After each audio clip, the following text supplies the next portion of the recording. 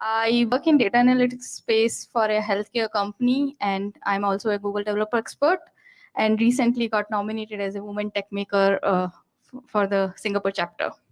So that's a very brief introduction about me. Maybe I would like to pass on the mic to Sam. Hey, yeah, again, I'm Sam, I'm Principal Architect at Chope. I presented it just now, if you forgot. Yeah. Hi there, I'm Sashar, CTO at Grasshopper. Background in infrastructure and now driving Grasshopper Tech.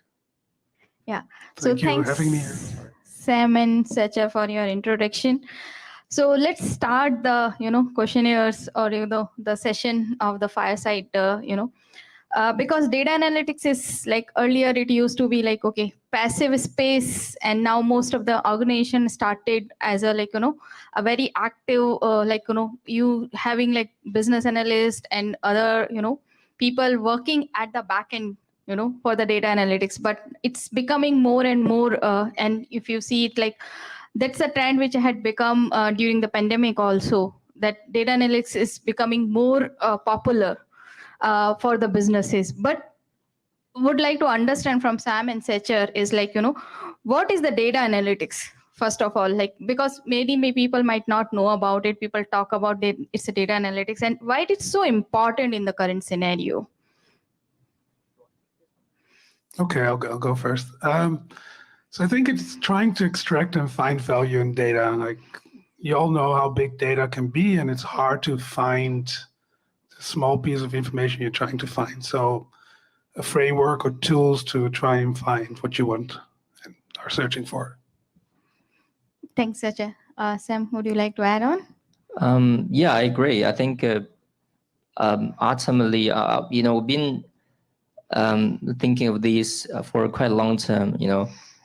Data is always like is data, but doesn't mean information. That's not identical at all. I realize that, right? So we have terabytes of data, but really, what does it mean? It could be like hundreds of different explanations from here. So it's crucial. Yeah, so I think the way how we want to analyze the data is really convert or retrieve value from data itself. Okay, thanks. So my next question here is like, data analytics, now most of the organizations are like working towards or like, moving towards the digital empowerment or like, digital transformations. Digitization is one of the key, would say like the key KPI for most of the organization. So my next question is regarding like, how do data analytics empower the organization in their digital transformation journey? You want to go first now, Sam? Ken, yeah, I thought I talked too much just now, so I offer you more. Well, a very interesting question, and as a matter of fact, I didn't think Chope is very digitalized in terms like or maybe the product we're building is very, but operational wise it's not.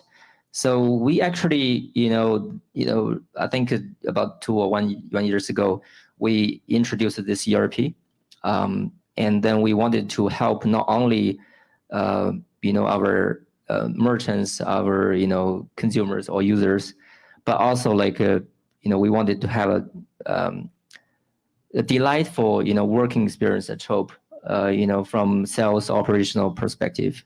So, and that's really built on the single source of truth data warehouse at Chope. Everything's from there, like the billing info and the the other stuff, yeah, all from there. Yeah. Thank you, Sam. That's great. So for us, since we're a trading firm, we can kind of not do anything without trading data, without market data, and we need to be able to react on that. So I would say we're actually pretty digital native, and being able to analyze this data and react is who we are. Like without this and without being to analyze it, we can't trade and we can't make money. Thanks for that response. And I could see like during the presentation also Sam has like how from Excel to the, the digitization journey, which CHOP also had it, right? From Excel to, GCP services. That's one of the, I could see a quite of journey in CHOP as well. So my next question here is like, because as we keep talking about data, like, okay, this kind of analytics, we could do it. And being Grasshopper as, trading organization. But I would like to understand, like, what all kinds of, the data, use of the data, which haven't thought of it yet. And you would like to see, okay, maybe could use this data in this way as well, or maybe benefit for this organization in this way as well. Yeah, I think it's a great question. I've been thinking about it a bit, and for us it would be, how can we use our data warehouse or the capabilities that Google has nearer to where we need it to be, which is on-prem next to exchanges, and be able to use TPU or other processing powers there. That would be for us really giving an edge. Okay. Yeah, I feel like many potential ways we can leverage data better, or some new areas as well. But no immediate plan. But I might, if I may just feel like maybe a better experience on the DevOps side, right? We're talking about the Slack ops. So a single message, we can do a lot of things at CHOP today from DevOps and from architect perspective. But it's actually, there's a chance we can remove human being from this part. So that's probably the area we wanted to leverage the data. So we have the model trained, and then we will have a AI ops maybe. Yeah, so that's one thinking. So maybe from mostly from the operation perspective. Yeah, the other one is like we're in the F&B industry, right? Food and beverage. We help the restaurant. Ultimately, we can also provide them how they can operate better. Maybe opening session, maybe other data we do have. So I feel like it's valuable to them. That's probably another area. Or how about like maybe having a new feature in your app? Yeah, we actually had tried once, like we're telling the restaurant, hey, you are full already at 8 p.m. But you have more actually diners trying to book, but it's full. We kind of like we wanted to pass this information to the restaurant, and that's what I'm talking about. So they can say, okay, because not all the restaurants are opening their tables online. So they have a table, they can say online or offline only. So reserved for walk-in. That's the area I think that will be very interesting. But on top of it, how to operate their restaurant better. That's probably the interesting point.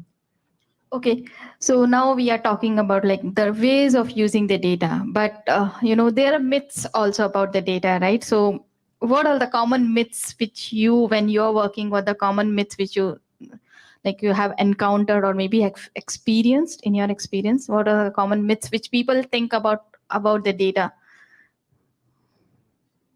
Shall I go first?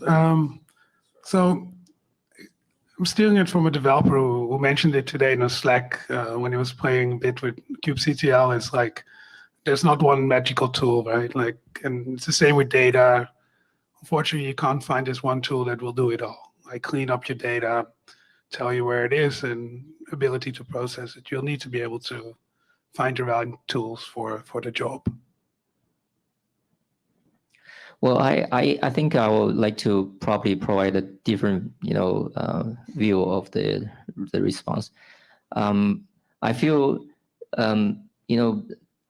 data probably is telling you something, but actually the potential is what data is not telling you, because you have a limitation collecting data. So when there's a strategic decision or something, we always think we will put this, we'll take this into consideration. We do have something measurable, and we already see the results. The other interesting part is what we're not collecting. So who are not using CHOP yet. So that's probably one of the myths in my mind. Yeah. Okay. Yeah. So like some of the common myths, which in my experience, which I feel it like, the quality of the data. Most of the time, people who use the data think like, okay, the quality of data which they're using it in their models or any of the analytics services which they're using it, they think it like, okay, they are getting the right results. So the quality of the data is one of the common myths which people always have it. Maybe outliers in the data. This is based on my experience. So my next question is around that only, the quality and then the governance, because during your presentation, you have mentioned that you have different service accounts for the access of the data, because not everybody needs that kind of data access. So how do you manage the data governance in your organizations? I'll give it to you. I think you're a bit further ahead of this journey, so you need to hear. Fair enough. I kind of like share a little bit. It's actually we haven't really figured out a very effective way yet at CHOP, but we're trying. The most recent one is really about well, first of all, I think most of the efforts we're doing is really trying to make CHOP more compliance to the industry standards and more like a confidence, right? That's probably what the ultimate goal. And then what we're trying now is really like according to those framework, right? We have a sort of like a best practice or industry framework. So trying to build that, and also our next big project at CHOP, we wanted to refactor the data warehouse. So we will have the the plugins being able to govern the data as well as the services. Yeah. Okay, thanks. So in that way, right, we keep talking about the data which we are using in the organization, and one of the question which is being asked during your presentation as well, and maybe like because Grasshopper being the trading organization, a lot of data is which is being used. So like when you release a new feature or like a new app which you're releasing it, right, how do you like or any internal anything which you're working on related to the data, how do you like define? Because most of the data analytics projects, like maybe based on my experience as well, people usually ask what's the ROI, like apart from getting a trend chart or other than like the operational usage, you don't get much of the ROI with the data analytics projects. So I would like to understand, how do you define the ROI or the business value for the data analytics projects? Like, okay, this is the worth giving a implementation. Yeah, I think it's always a struggle, right? It's difficult to gauge if something will be successful and will actually return anything. For us, we try and drive it more from the business side, from the trading teams and trading units, and empower them to be able to run the right analysis and run the right backtests. So we try and bring the cost of the analysis down by giving them better access to a platform and the data, ensuring the data is correct, and moving more towards a self-help model. Like one of the tools that Sam is using is Kubeflow, and yeah, like it's a great tool for data scientists and being able to get something to market quickly. So we try and be less opinionated of how they use the data. Okay. Yeah, I think on top of that, it's not we kind of like explored we tried. It's not super easy to really quantify the work from data. I'll say data analytics may be the hardest. And after all those are all enablement at CHOP, we actually have these sort of like concept. We do have OKR owners maybe or stakeholders, but also have the enablers. How to quantify it? I'll say first of all, we have the enablers sharing the business outcome as well. This is not like 100%, but it matters to you. And secondly, from engineering perspective, we also kind of like exploring the maybe some metrics like the response time and the number of we have the concept of the sprint, right? So every sprint will see the sprint velocity as well as everything. So that's another way we have been trying. So far so good, except maybe people are waiting or expecting us to have a faster response rate. Yeah, so that's the current situation. So Yeah. So like I would like to continue to that one, for me, in my experience, right, for the data analytics ROI, like definitely data is always a foundation for us, right? So though it's not visible, but in my experience, like business users who are using Excel and then they get the data, to use it, they can do the analysis by themselves as they scale up, because Excel won't hold that much of data. Like, so that's another digitization journey, which I could, in my experience, which we are giving it to our business users. So continue to that question itself, right? As the organizations are growing, right? So how do you think about the critical developments for the data analytics in the organization? I need a second to think about that. Sam, you want to go first, or? What's the question again? As the organization are growing, right? So how do you see that?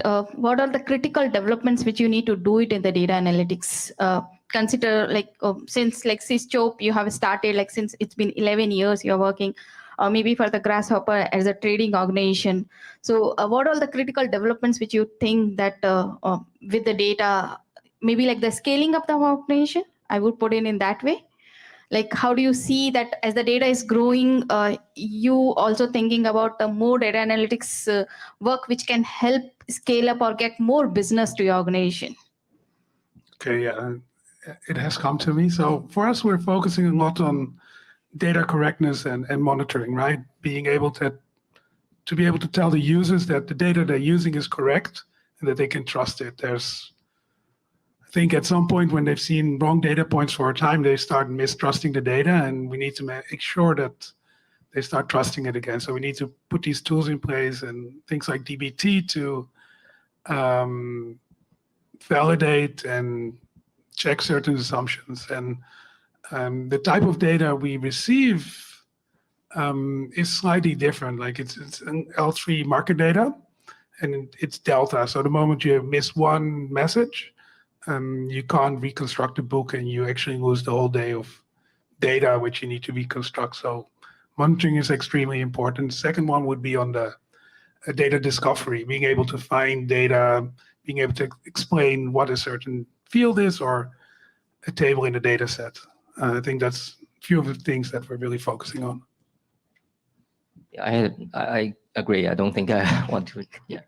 Okay. So now next question, because since you have been working with data and then you have experience a lot, and maybe in our audience, not many people are from the data analytics, right? So and people would like to go into the data analytics. So in your opinion, what are the skills somebody should have it to get into the journey in the data analytics?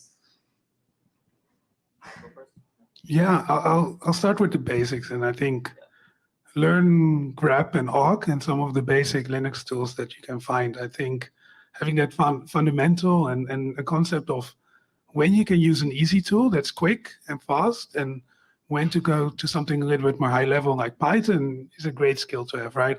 Try and keep it simple. Don't over-engineer, especially now when there's all these awesome tools out there, and you might go like, oh, look at that. That looks amazing, but does it actually fill your needs? Second one, which is not so much technical, but is more about soft skills, is ask questions and keep on asking questions. Especially when you're dealing with users and people that want to extract value from data, make sure that you understand what they're looking for and learn how to ask the right questions. Yeah, I agree. I think fundamentally, skill sets is crucial as well. You got to, and luckily, nowadays the toolings are super intuitive itself, right? Except you're talking about programming language like a Python or something.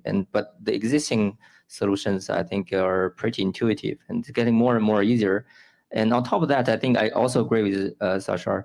I think a basic understanding and of the business model and is also important. It's always like you have a question, then you dive into the data, and not like a simply a question and answer thing. So a trope will question maybe the data analytics and we have this context, right? But rather we will train, I mean, data analytics as well, but always whoever requests these will be challenged as well to say what exactly are you trying to figure out, and not a simple line with the question itself, but what's the scenario. And that's the sort of thing we're encouraging people to do.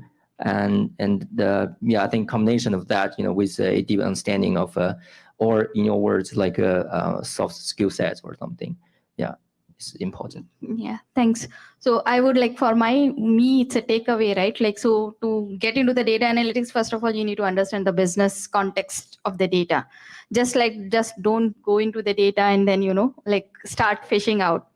Second thing is like I would see is like you should have learned some technical skills, like either should learn some programming language, basically a Python or some Linux tools to help you start in the data journey.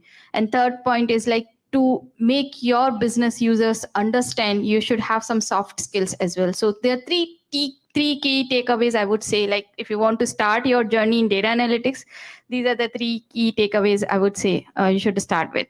So with that, like I would conclude with all my questionnaires, and I would like to open for the audience to have, like, if they have any questions for the Sam and Sacha.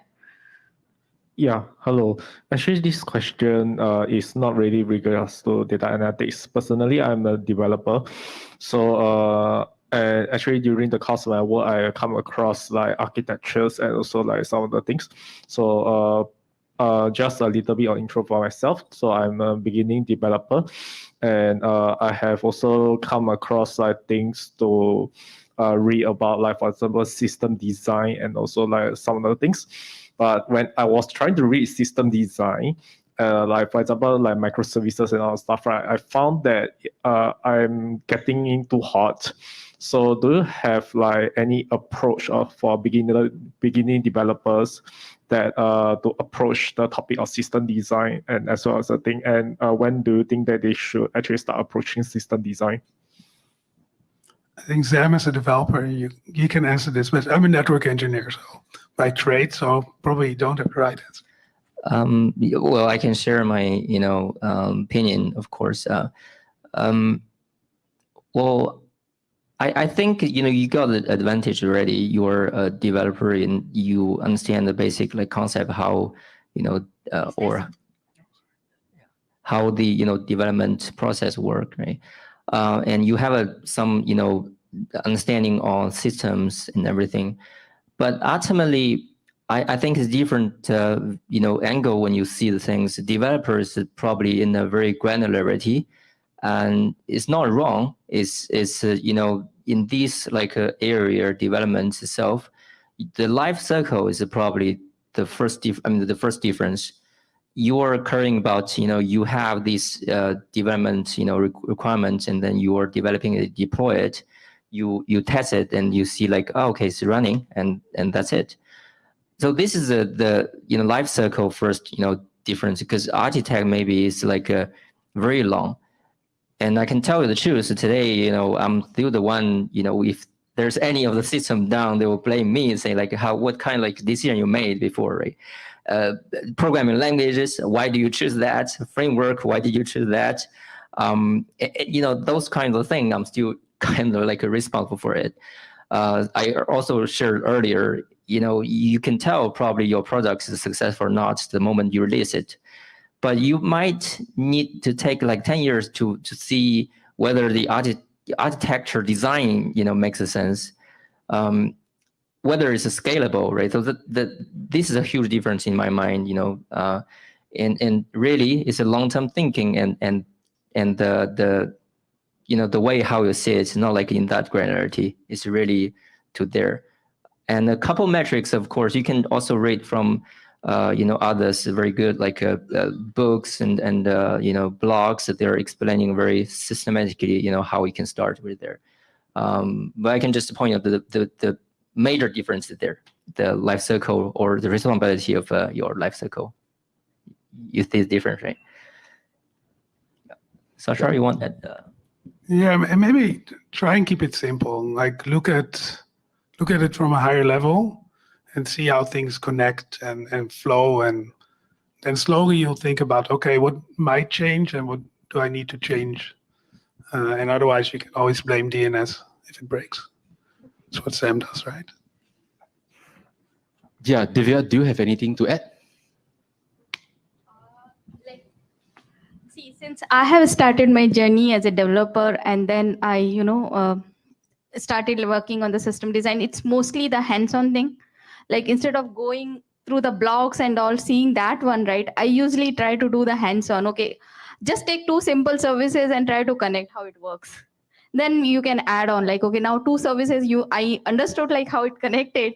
Now maybe I can start with the third service, and that's how maybe you can, learn from the, up, and then you can move forward. So that's the basic fundamental which usually I use it in my data analytics space to understand the system design. Because if you go like the kind of a picture which Sam has shown during his presentation, if anybody else sees it, okay, it's so complex, like that, seeing that itself, you get so much stress, right?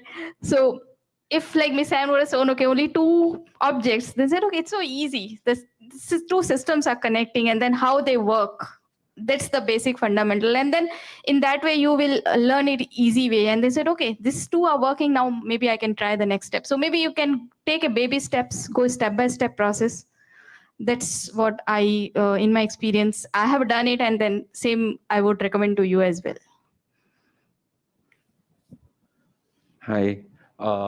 Just want to tap on you guys' experience on data. Like, has there been an instance where the representation of your data disagreed with a business decision? Where, I mean, because what we can say data is objective, it's still curated by a data scientist, or it could be subjected to biases.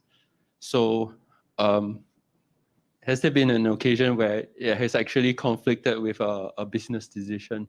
Or if so, do you decided to, why do you decide to go with the data rather than human knowledge, for example?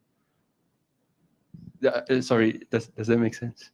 Yes, I think so. Yeah, Great okay. question. I think we've had instances where this has happened, where the data looked so convincing that we had to go that way, even although maybe from a business point of view, it wasn't the right decision. And I think sometimes you have to try something, but you need to be consistent, or you need to be aware of that, and also make a footnote and say, okay, like these are the conflicts.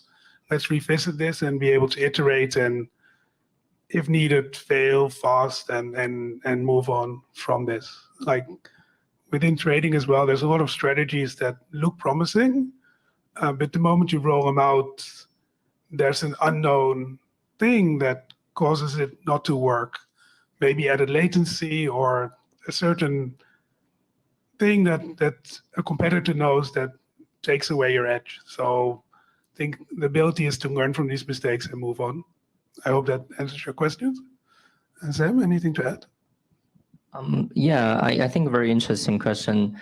As a matter of fact, it happens a lot actually. When I kind of like see it, maybe I know many of these things like, are we going to a new city? We don't yet have a data, and we can have so many like assumptions, but ultimately we will probably just try it first. So yeah, that's one of the things we do believe in data, but in a certain level, and it will affect our decisions, in a certain level, and not all the time. We also respect, users' I would say feedback and users feeling. At CHOP, we have user researcher who is literally trying to figure out in a general level another way of understand the users. So that helps, but not like applied to like if you want to go to a new new city, right? There's no data. Then in that case, we can do some research, like whether it makes sense or not. We can work on the model, on the business model, and then ultimately it's a combination of everything. We do user interview there. Or we also like probably try have a very, very light MVP, right? Deploy there, we try it. And then when we have data, then we will see. But again, like I said earlier, data is not telling you everything, because there might be people like you're not interviewed, and there might be people who have never heard of a CHOP. Like that's what the question I ask our teammates all the time. What if they never heard of CHOP, right? Your data, yes, is telling us they love it, right? They love this feature, they like this feature, but people who never heard of it, never use it, then that's a huge potential probably. Yeah. So hi, just gonna ask something regarding about data, because you guys handle a lot, especially on CHOP, you mentioned that you handle a lot of data, huge amount of data. Just wondering about like user data. How do you actually handle like data privacy or like things like PII?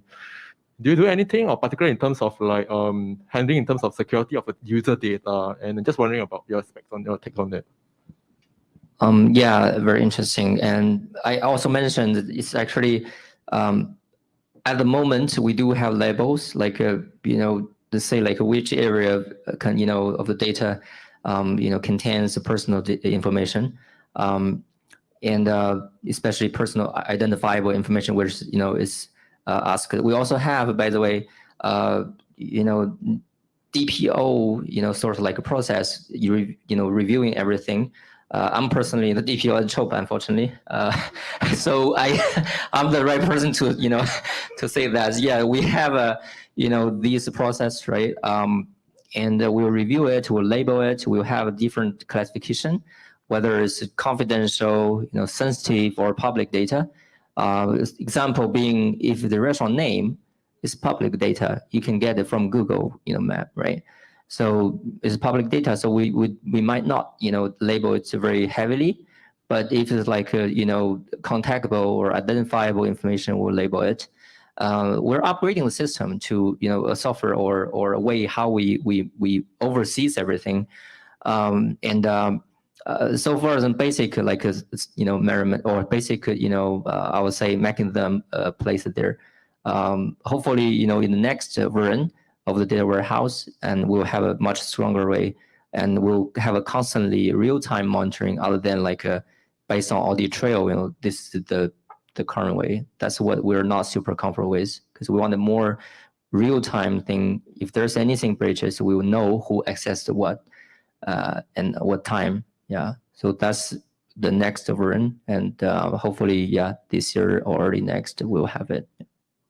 We have we tried a couple of them. One of it we're trying at the moment is Data Hub. I think Data Hub, yeah.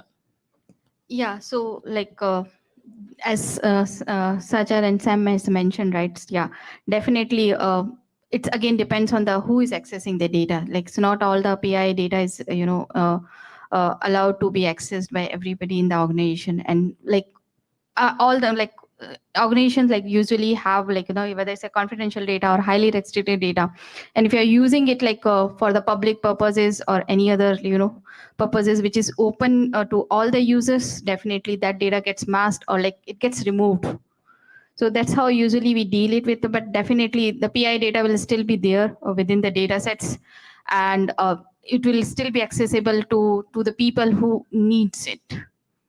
So it's not like that it's totally get removed, but definitely it's taken care by the PI people. So there is a data stewards who are there in the organization, takes care of all those.